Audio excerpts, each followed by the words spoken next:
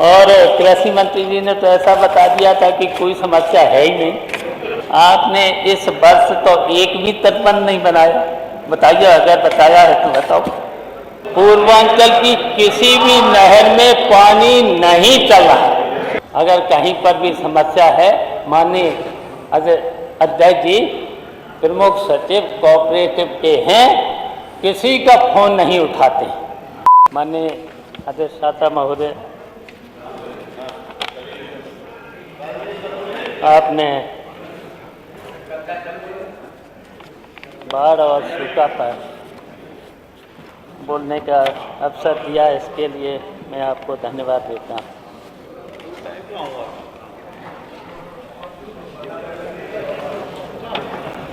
मंत्री जी ने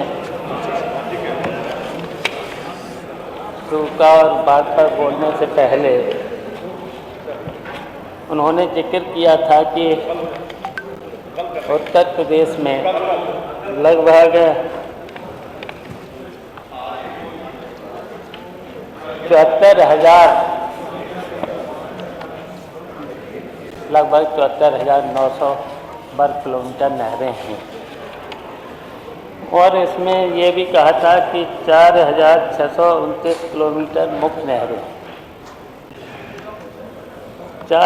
7,483 मुख्य शाखाएं हैं, ये भी बताया था।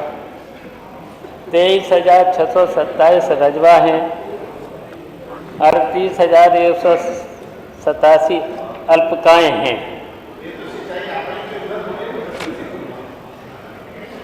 तो ये बताया था माननीय मंत्री जी ने, इतना तो बताया था। और जबकि शासकीय नहरें अंग्रेजों के समय की बनी हुई हैं, 1823, तब संक्षिप्त एरिया बहुत कम था और अब एरिया कितना बढ़ा होगा, बहुत बढ़ा है एरिया। अब तो एरिया संचित एरिया का लगभग 73.36 लाख एकड़ एरिया बढ़ चुका है। तो हम पूछना चाहते हैं कि जब 1830 में तो इतनी नहरें थीं, आपने क्या इन नहरों में कितनी क्षमता बढ़ाने का काम किया है? क्यों एरिया बहुत बढ़ चुका है। और इस वर्ष तो पूर्वांचल में लगभग 48 जनपद तो बाढ़ प्रभावित हैं और 23 संवेदनशील हैं और 11 अति संवेदनशील हैं। जो पश्चिम में जो हालत है, ये तो बाढ़ से ग्रसित हैं जिले हैं। और इधर पूर्वांचल में सूखा से हम तो अभी दौरा भी किया था, प्रतापगढ़, जौनपुर, मऊ और बलिया और आजमगढ़। जो भी धान की फसल लग गई है, पूरी लागत भी लग चुकी है। खाद पानी जैसे भी उन्होंने अपने ट्यूबवेल से, अपने साधनों से जैसे भी रुपाई कर सके हैं, लेकिन अब उसमें पानी नहीं है, पूरी लागत लग चुकी है। बिजली की टिपिंग तो इतनी है, पहले तो बिजली आपने कहा था कि जिलों में हम 24 घंटे बिजली और तहसील स्तर पर 22 घंटे बिजली।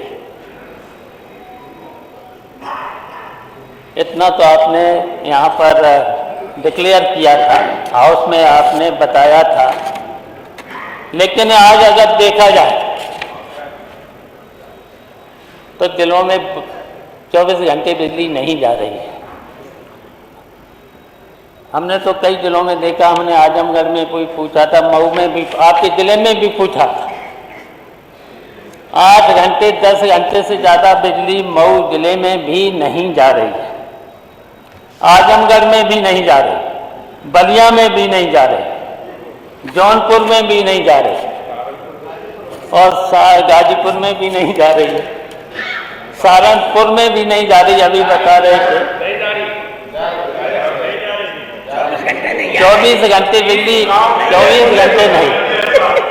और हम पूछना चाह रहे हैं टिफिन कितनी है। मैंने तो अपने जिले में भी देखा है और उधर हमने जौनपुर में भी देखा था, आजमगढ़ में भी, हम तो रुके भी थे।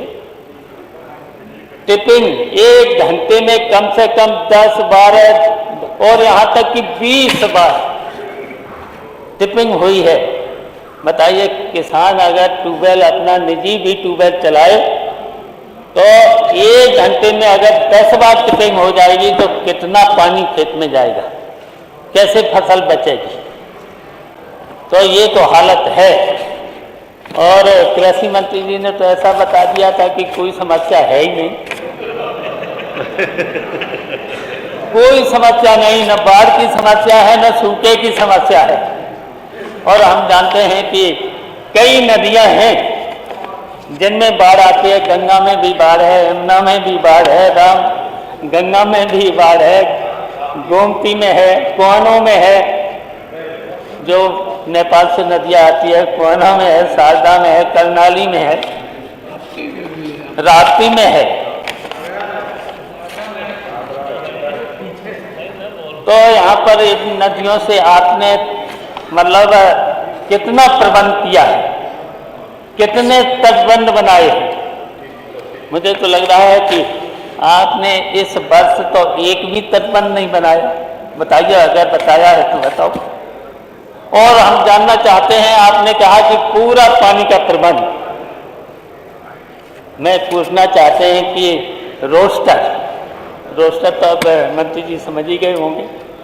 रोस्टर, ये जो अंग्रेजों का बनाया हुआ रोस्टर था, तब तो क्षेत्रफल, कृषि का क्षेत्रफल बहुत कम था और अब तो क्षेत्रफल कितना बढ़ गया है।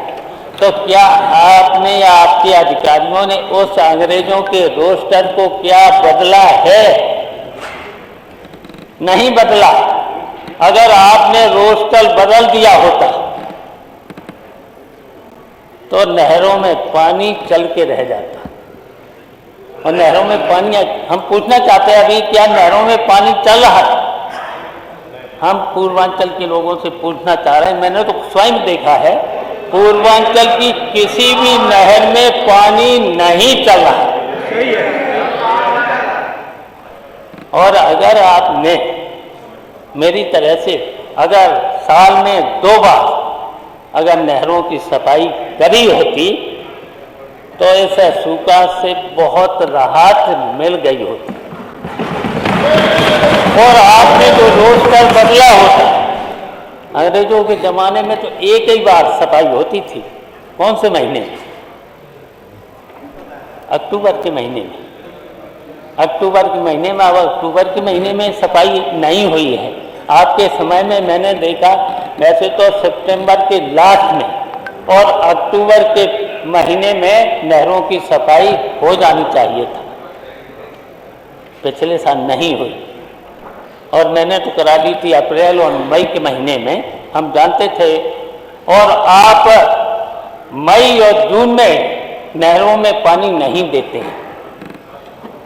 अगर मैंने तो देखा, जब पौध डाली जा रही थी धान की फसल के लिए, तब भी आपने पानी नहीं दिया था। किसी तरीके से किसानों ने अपने निजी साधनों से पौध लगा भी ली है, रुपाई भी कर ली है।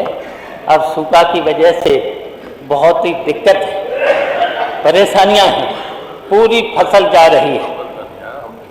किसी तरीके से किसानों ने अगर कहीं पर भी, वैसे तो सिंचाई देने की जिम्मेदारी तो सरकार की थी, नहरों में पानी देना चाहिए था, ट्यूबवेल से पानी देना चाहिए था, लेकिन उधर बिजली भी नहीं आ रही, ट्यूबवेल का पानी भी नहीं मिल रहा किसानों को, इधर नहरों का पानी नहीं मिल रहा है।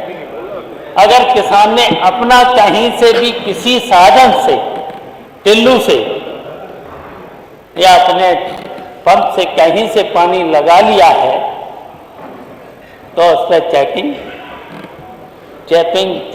करने के साथ साथ करने के जुर्माना, FIR, कितनी FIR हुई हैं माननीय मंत्री जी, इतनी FIR हुई हैं, पता लगाने ना, हमारे क्षेत्र में तो इतनी FIR हुई हैं, पूरे प्रदेश में इतनी FIR हो रही हैं। अब जबकि बाढ़ है, सूखा है, तो आपको कम से कम बिल किसानों के ये तो बंद कर देना चाहिए था, छापा मारना। हम भी बिजली मंत्री हम भी रहे 2004 से 7 तक, पता लगा लेना, एक भी किसान पर, एक भी व्यापारी पर, छोटे व्यापारी पर एक भी छापा नहीं पड़ा था, एक भी छापा नहीं पड़ा, और राजस्व बढ़ा था, राजस्व बढ़ा था।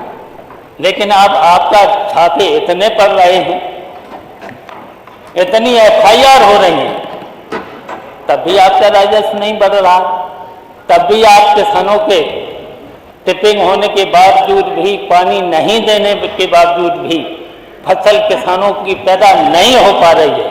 और जब फसल पैदा होती है तो माननीय कृषि मंत्री जी MSP के बराबर किसानों को उसकी कीमत भी नहीं दे पा रहे।